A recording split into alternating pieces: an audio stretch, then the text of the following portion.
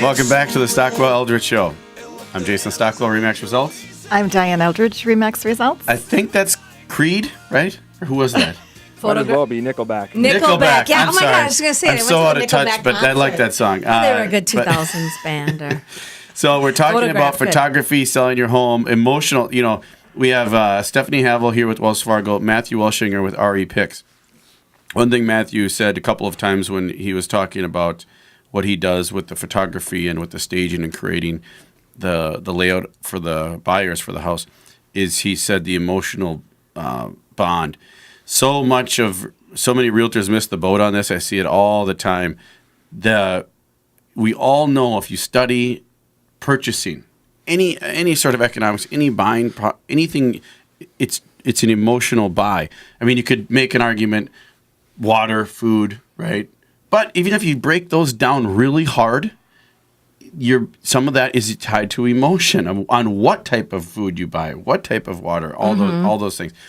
So when you're buying a home, it's truly emotional, unless you're an investor, and even then you could argue it's somewhat emotional. But for a homeowner to move into a home and live there, very emotional. So it's emotional on both the selling side and the buy side. Yes. So for pictures and things in staging, for the seller, because they're emotionally attached to their home, they need to make a change and be accommodating and helpful and cooperative to sell their home to a buyer who's going to become emotionally Well, and connected to the home. So it's on both sides. It's on both sides, so yes, and as a buy to pull the trigger, right? So think about it.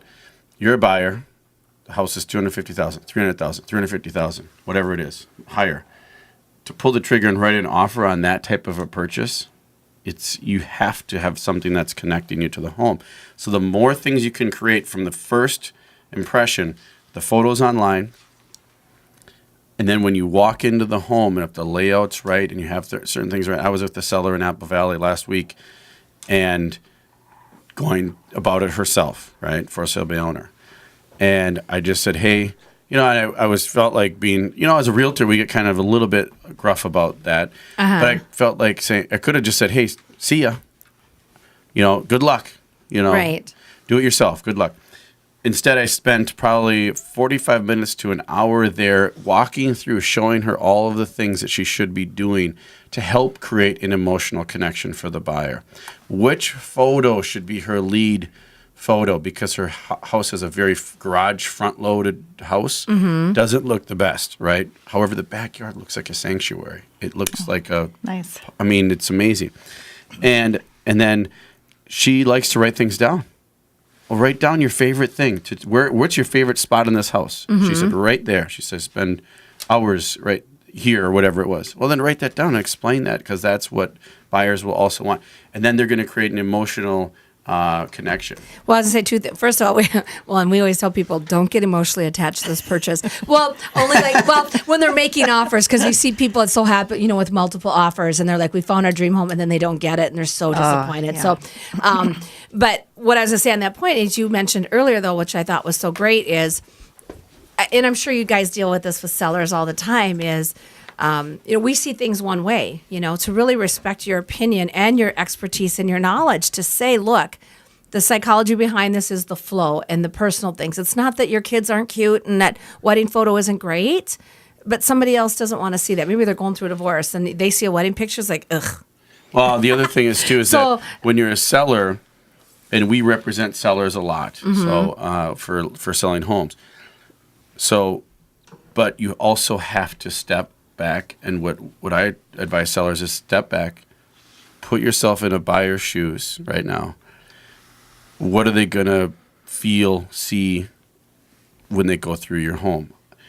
That's not saying, you know what I mean? So you're not saying, right. You're not putting, because you have opposite interest, but you got to step in their shoes. So that's why I say the emotional thing. So it is emotional, but take your emotion out of it. And I think trusting that third party to say, let's create the right emotion for the buyer, whether through the staging or through those pictures, and that's where you're probably, your expertise is creating that excitement and emotion through those photographs. So when they do look at it, it's like, wow, this looks really cool. And you know how what are else is appealing to cool that? about Matthew? You probably know this too, and I'll let you talk about this. But when it's all done right, and it sells right away, let's say, like that orchestra I talked about, everything comes together.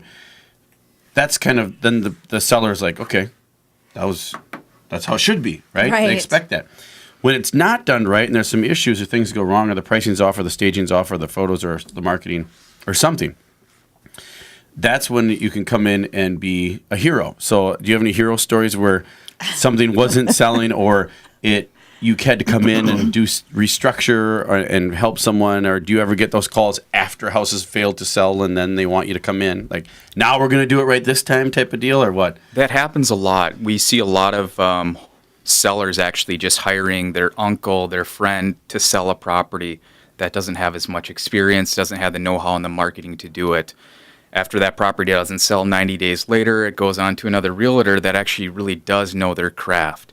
I usually come in at that point. I can pick out stuff that is going to change the way that buyers are going to view that property, because some point you're already stagnant versus where you were before. So I can come in and be that neutral party that is able to say, this worked for you previously living here, but now this is what a buyer wants to see. So let's go a different direction. Let's really like emphasize the reasons why you love living here, because most likely that new buyer is going to buy for those same reasons. So let's focus on that. Well, and you just alluded to that, Jason. That's a great. I mean, I think maybe even listing your house, sharing that, like, hey, this is my favorite area, for reading, or this, this is the southern part of the house, or I think those little tidbits are great. I meet with a lot of sellers. If their perception, right, of realtors sometimes isn't the best, their perception of getting photography, aerial photography especially, and things like that, staging, I just can't spend money on that. That's only for houses above $500,000. That's only for these $1 million, multi-million-dollar mansions. Right. I'm telling you, if your house is $150,000 or $550,000, the impact, you still will get an impact.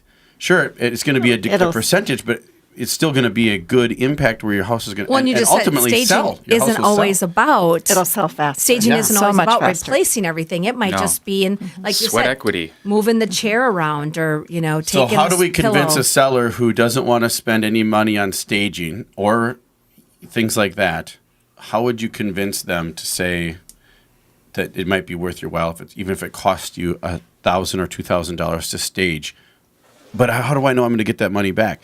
We can't prove it because we're not going to sell your house twice. I mean, maybe we could try that, but but how do you are there statistics that show the staging? There are actually. There's a statistics that was put out by the Realtors Association in regards to staging investment costing about 1% to 3% of your home's asking price, but it generates anywhere from 8% to 10% when you sell. So you definitely have a really high ROI on that investment for staging. And that staging, I tell this, and you probably preach this too, Matthew, it helps. It's emotional. A vacant home does not give good vibes to really anybody, but maybe an investor who wants a deal. You know what I mean? Right. It just doesn't give any sort of sense of home at all. Well, and this just kind of reminded me of something, but it's just like a slight tangent to get off tangent, but it goes the same way with like your mortgage. I was at the gas station the other day. I'm pumping gas. You know how it says, do you want a receipt? Do you want this? It pops up. Do you need a quote on your mortgage? I'm like, who gets a quote for their mortgage at the gas station? Rocket Mortgage. Like, people, please, please, please go to a reputable mortgage company. Talk to somebody in person that has. I'm like, I almost wanted to push the button. You should have just pushed to the see. button, and then I'm sure that the gas station guy behind the counter would have come out and said, "Can I take your loan?" I'm going to enter in my loan number or my on the date of keypad, birth right? at the gas station. So Well, thanks everybody. Matthew, go sorry to to get off on that tangent. staginmn.com, folks. Stephanie Havel, Wells Fargo. Thanks so much. Thank I'm Jason you. Stockwell, Remax Results. Diane Eldridge, Remax Results. And remember, love yourself and love others. As a crowd, there's always